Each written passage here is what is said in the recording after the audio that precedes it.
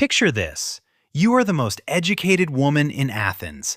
Not one of the most educated, the most educated. You speak multiple languages. You have studied philosophy, rhetoric, and mathematics. You can hold a conversation with Socrates and win it.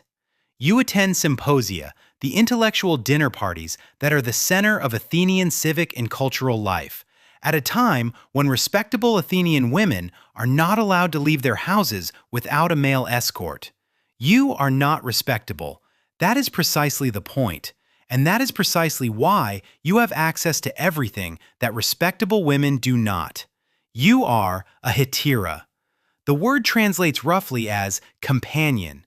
The translation is inadequate. Here is what most people think they know about the hetairai. They think ancient Greek prostitutes. High class, maybe, but essentially women who exchanged companionship for money. They think of the hetaira as a Greek predecessor of a geisha or a courtesan. Fascinating, but ultimately defined by their relationship to male desire and male payment. Here is what the historical record actually shows. The hetairai were the only women in classical Athens who received anything resembling an education. They were the only women who moved freely through the public spaces where Athenian intellectual and political life happened. They were the only women whose opinions on philosophy, politics, and rhetoric were recorded, debated, and taken seriously by the men who were simultaneously building the foundations of Western civilization. They were also, yes, women whose relationships with men involved financial exchange. Both things are true. And understanding the hetairai requires holding both things in your head at the same time without letting either one erase the other. Let's start with the social structure that made the hetaira possible. Classical Athens divided women into categories with brutal clarity. At the top of the respectable hierarchy, the citizen wife, the gune. She managed the household, raised the children, supervised the domestic slaves, and almost never left the women's quarters of the house. Her life was organized around invisibility. A good Athenian wife was one whose name was not spoken in public, whose face was not seen by men who were not her family, whose opinions were not sought or recorded. Below the citizen wife in respectability, but above the hetaira in law, the concubine, the palake, a free woman of non-citizen status who lived with a citizen man as a permanent companion. Legally recognized, socially tolerated, intellectually invisible. At the bottom of the respectable hierarchy, the porne, women who worked in the brothels that were licensed, taxed, and operated under state supervision throughout classical Athens. The porne is where the word pornography comes from. She was the most exploited and least protected category of woman in Athenian society. And then, outside the respectable hierarchy entirely, both above and below it simultaneously, the hetaira. The hetaira was typically a metic, a resident foreigner who was not an Athenian citizen and therefore not subject to the restrictions that governed citizen women. She was free to move through the city, to attend events, to speak in mixed company. She was educated, either brought to Athens specifically for that purpose or self-educated through access to the intellectual circles she moved in. She formed long-term relationships with wealthy and influential men, relationships that involved financial support, but also genuine intellectual partnership sustained over years or decades. She was not married to her patron. She could not be. The laws governing citizen marriage excluded both parties. But she was also not a porne selling short encounters in a licensed brothel. She occupied a specific social position that the Athenians had created and that served specific social functions, primarily providing educated intellectual companionship for elite men in a social system that had deliberately made their own wives unable to provide it. Let's talk about specific women, because the abstract is, again, easy to dismiss. Aspasia of Miletus, born around 470 BCE, died around 400 BCE. She is the most documented hetaira in classical Athens, and her documentation is extraordinary by any measure. Aspasia was the companion of Pericles, the dominant political figure of Athens' golden age, the man who oversaw the construction of the Parthenon and the development of Athenian democracy. Their relationship lasted until Pericles' death and was by all accounts a genuine intellectual partnership. Pericles divorced his citizen wife to be with Aspasia. He could not legally marry her, she was a metic, a foreigner, but he treated her as a partner in every other sense. The ancient sources describe Aspasia as a teacher of rhetoric. Multiple sources claim that Socrates himself attended her classes and that Socrates' own skill in philosophical dialogue was influenced by her teaching. Plato's dialogue The Menexenus has Socrates claim that Aspasia wrote the funeral oration that Pericles delivered for the Athenian dead, the most famous speech of the Periclean age. Whether this is literally true or a philosophical joke at Pericles' expense, it tells us something about how Aspasia was perceived. You do not joke about a woman writing the most important political speech of the era if no one believes she was capable of it.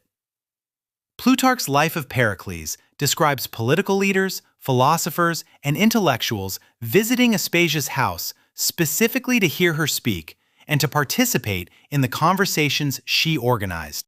She ran what we would now call a salon, a center of intellectual activity in her own home, attended by the most significant figures of 5th century Athens. She was also prosecuted. Her enemies charged her with impiety and with procuring free women for Pericles' pleasure, the second charge being a way of attacking Pericles himself through her. Pericles defended her in court personally, reportedly weeping during his speech. She was acquitted. The prosecution tells us as much as the acquittal. Her enemies chose to prosecute her because attacking her was an effective way to attack Pericles. You only attack through someone if that someone has genuine significance. The prosecution acknowledges her power even as it tries to destroy it. Now let's talk about Phryne of Thespia, because her story has a different kind of power. Phryne was a hetaira of the 4th century BCE, famous enough to have been the model for the sculptor Praxiteles' Aphrodite of Knidos, the first life-size nude female sculpture in Greek art, and one of the most celebrated artworks of the ancient world. Praxiteles' Aphrodite was so influential that it essentially established the canon of female beauty in Western art for the next 2,000 years. Phryne was also prosecuted, charged with impiety, specifically with introducing foreign religious practices to Athens. The prosecution was brought by a man named Euthias, apparently in revenge for her rejection of him. The defense was conducted by the orator Hyperides, who was also her companion. The story that has come down through the ancient sources, Athenaeus records it, and it became one of the most famous anecdotes of the ancient world, is that when Hyperides' legal arguments were failing, he tore open Phryne's robe to reveal her body to the jury, arguing that a woman of such beauty could not be impious because her beauty was divine. This story is almost certainly embellished, if not entirely legendary, but it reveals something important about how the hetairai existed in Athenian culture. Their bodies, their beauty, their physical presence were simultaneously the source of their social position and the terrain on which attacks on them were conducted. The prosecution of Phryne was not really about religious practice. It was about a man seeking revenge for rejection. The defense, whether or not it happened as described, treated her body as evidence of divine favor. What is certain is that Phryne was acquitted. What is also certain is that she accumulated significant personal wealth. Ancient sources suggest she was rich enough to offer to rebuild the walls of Thebes after Alexander the Great destroyed them, on the condition that the rebuilt walls carry an inscription noting who had paid for them. The Thebans declined. The third woman worth discussing in detail is Neaira, not because she was a hetaira of particular intellectual distinction, but because her legal case has left us one of the most detailed documents about the lives of women in classical Athens that survives from the period. In the speech against Neaira, attributed to the orator Apollodorus and delivered in an Athenian court around 340 BCE, we have a detailed account of one woman's life, her origins as a slave in a brothel, her purchase and eventual manumission, her relationships with various men, and the legal accusation that she was illegally living as an Athenian citizen wife when she was not a citizen. The speech is hostile to Neaera. It is trying to destroy her. But in the course of trying to destroy her, it preserves an extraordinarily detailed record of how women in her position actually lived.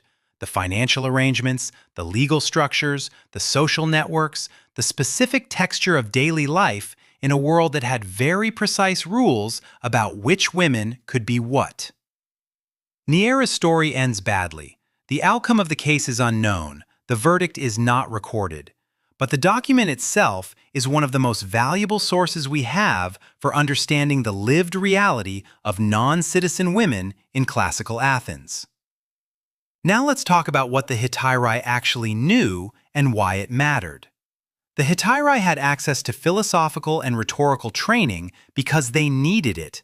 Men who were paying for intellectual companionship wanted intellectual companions. But the access was real, and its consequences were real. Women who had studied rhetoric could write. Women who had studied philosophy could argue. Women who moved through the circles where Athenian intellectual life happened absorbed that intellectual life in ways that are documented in the sources.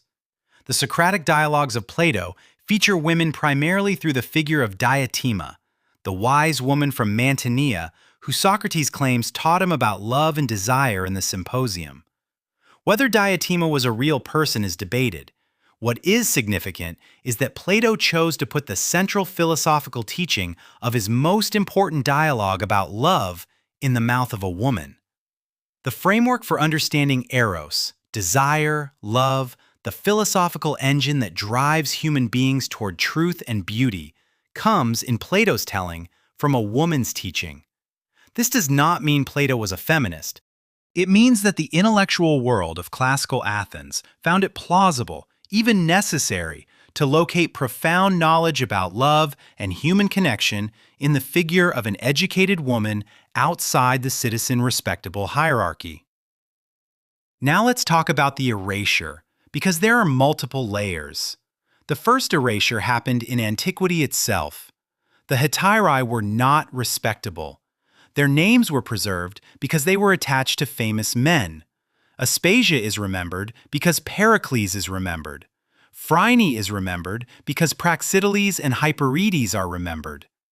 Their own writings, and they did write, the ancient sources reference their letters and their philosophical arguments, survive almost entirely in fragments quoted by others. The original texts are gone. The second erasure happened through translation. The word hetaira, when it entered European scholarly discourse in the 18th and 19th centuries, was consistently translated as prostitute or courtesan, terms that carried specific modern connotations that collapsed the complexity of the ancient category into a single dimension. The economic transaction was emphasized. The intellectual partnership was minimized. The result was a figure who was simultaneously famous, everyone knows Aspasia's name, and misunderstood. The third erasure is ongoing.